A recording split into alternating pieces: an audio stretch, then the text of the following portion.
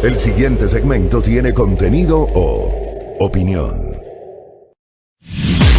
La entrevista en A Primera Hora. Analizamos los hechos del momento junto a sus protagonistas. Muy bien, 7:16. Póngale mucho ojo a la entrevista que vamos a tener en los siguientes minutos, porque claro, esto nos va a permitir tener mucha información, mucha más información sobre qué va a ocurrir en el Distrito Metropolitano de Quito, lunes y martes, que seguiremos en semáforo rojo, pero claro, el rojo tiene cambios que se aplicarán desde el lunes 1 de junio, lunes 1 y martes 2. Tendremos una situación en Quito con el semáforo en rojo y el miércoles 3 en Quito pasaremos al semáforo amarillo. Evidentemente, la situación será distinta para la circulación de los vehículos. ¿Qué va a pasar con el transporte público? Le damos el buenos días a Guillermo Abad, secretario de Movilidad del Distrito Metropolitano de Quito. ¿Cómo le va, Guillermo? ¿Qué es de su vida? Buenos días, Fabricio. Qué gusto saludarlo. Espero que esté bien usted y toda su familia. Igualmente usted. Gracias por el tiempo y por la gentileza. A ver, la pregunta del millón, que le hice la pregunta al alcalde metropolitano ayer, que conversó con nosotros. Entiendo que nos había dicho que se estaba trabajando ya en la definición de la operación del sistema de transporte público para el próximo miércoles. ¿Ya se sabe cómo van a operar los buses el próximo miércoles cuando Quito pase a semáforo amarillo? Primero es importante, Fabricio, el poder entender la magnitud del problema del COVID relacionado con el transporte público, y para eso me permito poner ciertas premisas dadas por la Organización Mundial de la Salud y organismos de instituciones que investigan el transporte público. Y una de ellas es que el segundo lugar de mayor contagio después de los hospitales es el transporte público. Eso es un tema que hay que considerar, pero hay que tomar en consideración también de que a los hospitales no va ni el 2% de la población, versus que al transporte público va el 70% de la población, está vinculado el 70% de la población. Otro punto que es importante es que la OMS ha determinado que el 62.8% de todos los contagios que se dieron en el mundo provinieron del sistema de transporte público. Y finalmente, un estudio que es muy importante también indicarlo, que se dio justamente en la ciudad de Hunan, en China, que bastaba que un pasajero sea portador del virus para que tenga la capacidad de contagiar al 20% del mismo. Y lo más preocupante de este estudio es que desembarcados los 48 pasajeros, ingresaban unos nuevos y se contagiaban sin la necesidad de que exista una persona portadora del virus, en vista de que era ya el autobús quien portaba el virus, porque él mismo se había adherido a algunas superficies de la unidad. Entonces, esto es importante tenerlo en claro, porque la reinserción del transporte público, el reingreso del transporte público, tiene que darse en estrictas medidas sanitarias para que no se contagien o no existan rebrotes del virus. Y por eso es que hemos venido trabajando en varios aspectos, no solo desde el punto de vista de movilidad, sino también desde el punto de vista de producción, que hemos tenido un gran apoyo de la Secretaría de Producción. ¿Y cuáles son esas medidas? Desde el punto de vista de la producción, segmentar las actividades productivas y los horarios. Esto es fundamental, porque al segmentar las actividades productivas evitamos las aglomeraciones en el transporte público. Normalmente existe un 10% de todos los viajes que se dan en la ciudad que se aglutinan o se aglomeran en las primeras horas de la mañana para llegar a sus trabajos, los días que tenemos la famosa hora pico. Pero si logramos dividir estas actividades, vamos a tener un flujo constante de pasajeros y evitar las aglomeraciones. A esta medida también se ha sumado que los sector público y privado tienen que contratar transporte institucional o escolar, que lo conocemos también, para que sus empleados vayan en un servicio de puerta a puerta y así también descongestionar el transporte público. Y esto ganamos por partida doble o triple inclusive, porque mantendríamos la cadena de custodia sanitaria del empleado, sabríamos que está yendo de su casa a su trabajo de manera segura, y eso es un buen punto para desde el ámbito de la salud. La otra cosa importante es que descongestionaríamos las paradas del transporte público, porque el gran sector ya iría en el transporte institucional. Y tercero, estaríamos ayudando económicamente al sector del transporte escolar, que en la actualidad no tiene trabajo. Ahora, el problema es que no todas... Otra medida para... Antes de eso, Guillermo, antes de la medida que nos iba a decir, el problema es que no todo el sector público y no todas las empresas privadas tienen transporte institucional. Sí, eso es muy cierto, pero los que nos están colaborando nos ayudan a descongestionar. Hay empresas que son de pequeñas o medianas que no cabe el que comprar un transporte institucional, porque sus economías no les permiten aquello, pero las grandes industrias, las grandes empresas sí lo pueden hacer y lo están haciendo. Y en los planes pilotos que se han implementado para la construcción, por ejemplo, ya se ha implementado este sistema y nos ha dado un buen resultado. A estas medidas que también acabo de comentar, se suma otra, que es el transporte comercial en taxis. Va a trabajar con la modalidad de par e impar, es decir, trabajarán 3 días de los 6 que van a estar habilitados. Y esto también nos ayuda a descongestionar la carga en el transporte público, más aún cuando van a tener una tarifa preferencial de $1 por la carrera mínima, es decir, las personas que tengan que hacer desplazamientos cortos de 2.5 a 3 kilómetros podrán ir en un taxi porque les saldría bastante conveniente. Entonces, estas medidas son complementarias a las de movilidad, y las de movilidad se complementan con las de producción, y estas dos a su vez están subordinadas a la emergencia sanitaria. Entonces, con este escenario previo, es que el transporte público podría entrar el 3 de junio, y ya le explico por qué digo el podría entrar a trabajar el 3 de junio con 1.200 buses que podrían cubrir la demanda de 500.000 de personas que hemos calculado que saldrían en semáforo amarillo. ¿De dónde salen ese 500.000 de personas? 200.000 son trabajadores formales, debidamente registrados. De 200.000 que tomarían transporte público, porque en realidad son cerca de 470.000 personas. Correcto. Que consideraríamos que son de trabajadores formales, pero de estos un 45% estaría tomando transporte público. Tenemos 200.000 personas que han sido calculadas en base a los datos del INEC de comercio informal, de trabajadores informales. Y en casos normales, estas personas, este grupo de personas de trabajadores informales, en casos normales toma el 80% del transporte público, toman estas personas, cuando tienen que pagar 25 centavos. Pero ahora, al ser gratuito, porque la propuesta es que sea gratuito, tomarán el 100%. Entonces ahí tenemos otros 200.000. Y tenemos alrededor de 100.000 personas de que hacen actividades propias, es decir, que salen al banco, que salen a hacer alguna compra, y estas personas también hacen un estudio que se ha hecho del metro para determinar las actividades que cada persona hace en desplazamiento. Una precisión. Una precisión, Guillermo. 1.200 buses, me parece, es importante. Aquí estamos generando noticia. El secretario de Movilidad del Distrito Metropolitano de Quito anuncia que el 3 de junio se autorizará la operación de 1.200 buses para movilizar algo así como 500.000 de pasajeros. 1.200 buses de un universo total de ¿cuántos más o menos, Guillermo?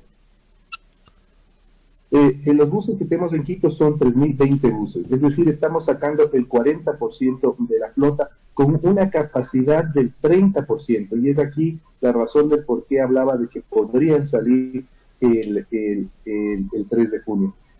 Nuestro cálculo basado en el estacionamiento seguro es del 30% de la flota, del 30% del índice de ocupación del bus, perdón. Es decir, si es que un bus puede llevar, según la norma técnica ahí, un bus fijo tiene capacidad de 90 pasajeros sentados y parados, el 30% serían 27 pasajeros. Y estos se sentarían de manera con asientos asignados que guarden la distancia mínima de un metro y medio. Sin embargo, el COE nacional autorizó para semáforo amarillo un índice de ocupación de hasta el 50%. Esto implicaría que prácticamente pueden ir 45 personas hay mayor capacidad obviamente para transportar, pero estaríamos quizás poniendo en riesgo a los usuarios. Y esto es una medida sanitaria, no es una medida de movilidad, no es una emergencia de movilidad, es una emergencia de salud. Consecuentemente, los protocolos de salud están por encima de las medidas que se puedan tomar desde movilidad. Entonces, cuando estamos hablando, Guillermo, cuando estamos hablando de estas 1.200 unidades, hablamos del transporte urbano de pasajeros de las cooperativas y compañías, o también se incluye el transporte municipal, es decir, el trolebús, la ecovía, los corredores longitudinales que son regentados por la municipalidad y sus alimentadores también, o eso es aparte? No, eso es aparte.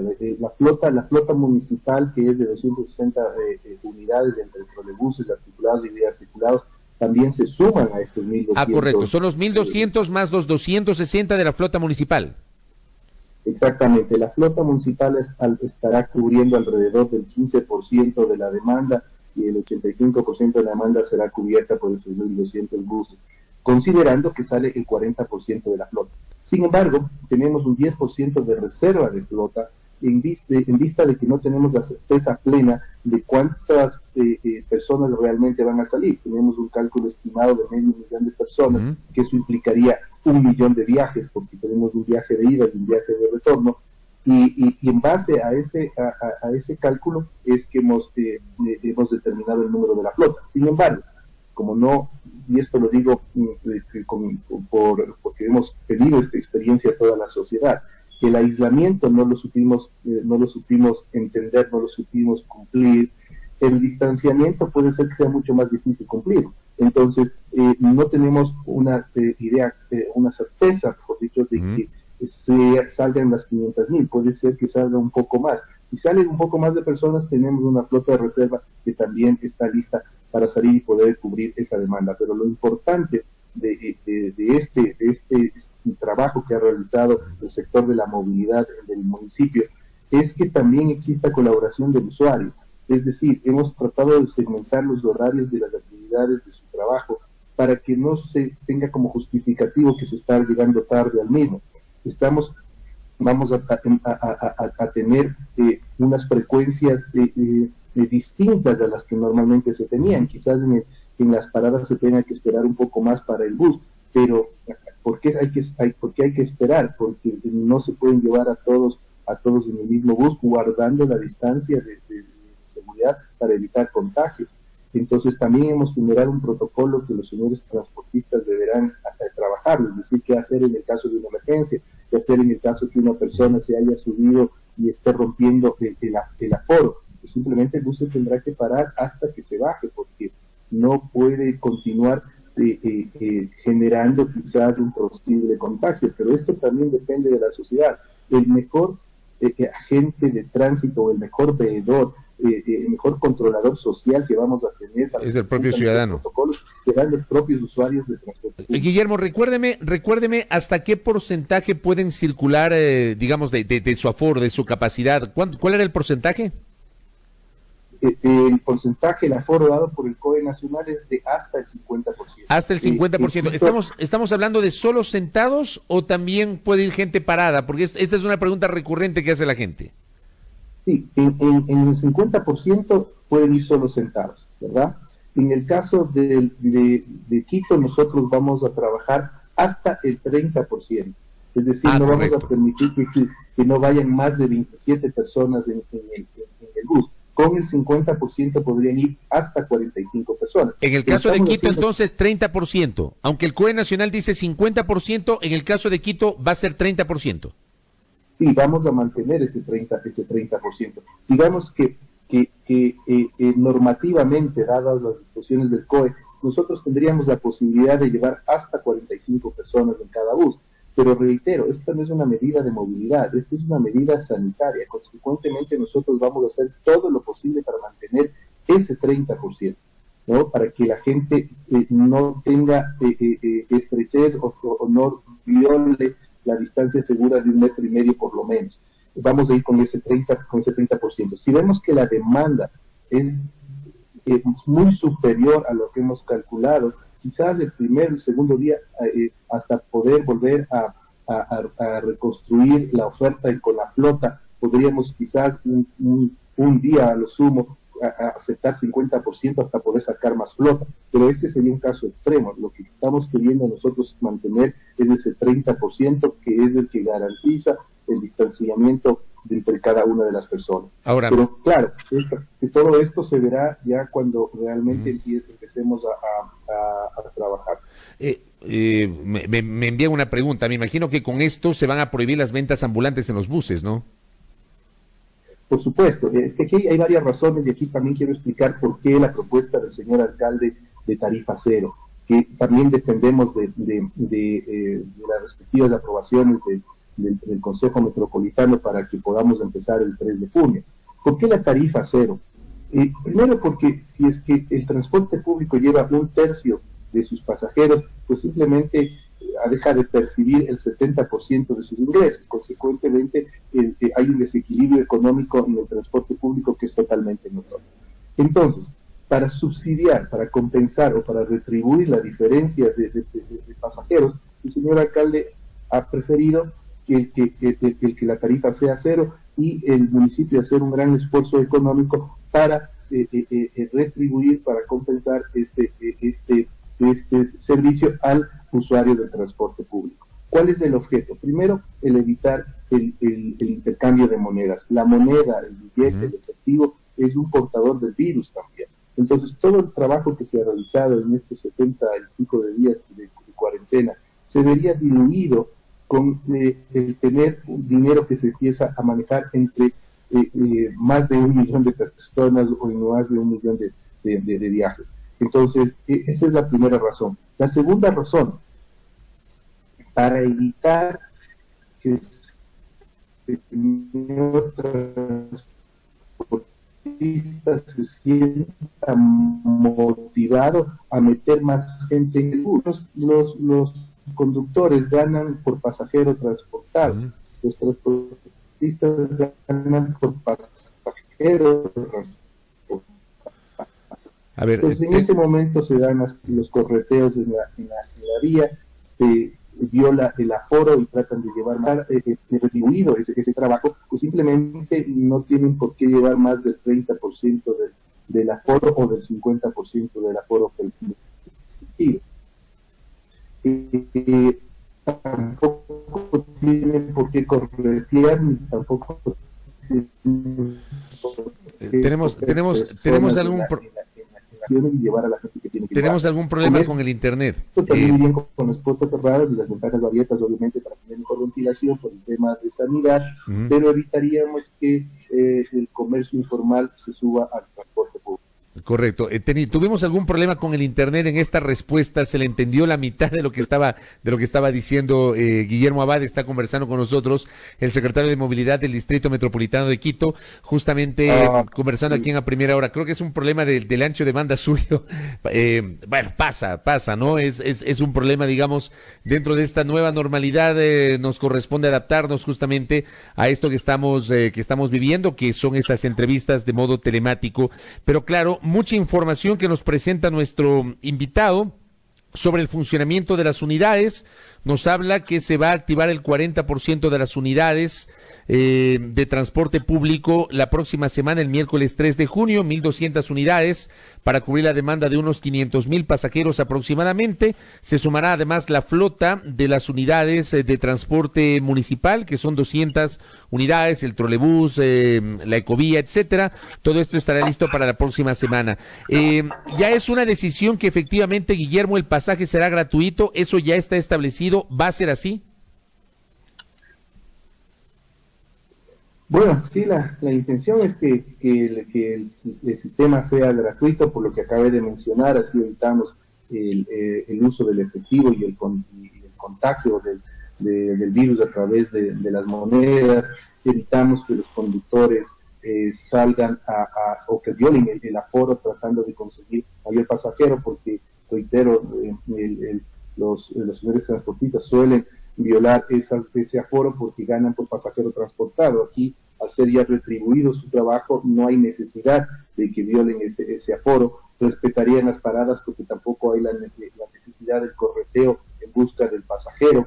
simplemente ellos ya están retribuidos, y eso también evitaría lo que habíamos mencionado de que el comercio informal suba a los buses, porque eso también sería muy peligroso para los usuarios, y también es parte del protocolo el evitar que hagan compras dentro del bus, porque estaríamos violentando el protocolo sanitario. Dependemos obviamente de que esta tarifa cero sea analizada, entiendo yo, por el Consejo Metropolitano, pero creo que hay razones suficientes para que esta medida sea aprobada, en vista de que el Estado tiene la obligación de garantizar el derecho a la vida de las personas. Esto no es una retribución por temas de movilidad, es una retribución al usuario por temas de salud para precautelar la vida de los usuarios del transporte público, más aún considerando que el 62.8% de los contagios en el mundo por COVID nacieron del sistema de transporte público. Me envía una pregunta que me parece muy pertinente trasladársela a nuestro invitado Guillermo Abad. ¿Qué medidas se han tomado o se van a tomar para el corredor central norte, por ejemplo, que son estos buses que recorren la Avenida América, la Avenida de la Prensa, que tiene el terminal en la Ofelia, pero que son administrados, este corredor es administrado por operadores privados, no es transporte municipal, es administrado por privados? ¿Qué medidas se van a adoptar ahí? Me gustaría saber si dentro de la reanudación también se incluye este corredor y cómo se va a adoptar las medidas ahí. Bueno, ese corredor va a estar habilitado, pero para que pueda estar habilitado deben tener buses matriculados, deben tener revisión técnica vehicular. En ese sentido, si es que el corredor no tiene sus unidades habilitadas, se tendrán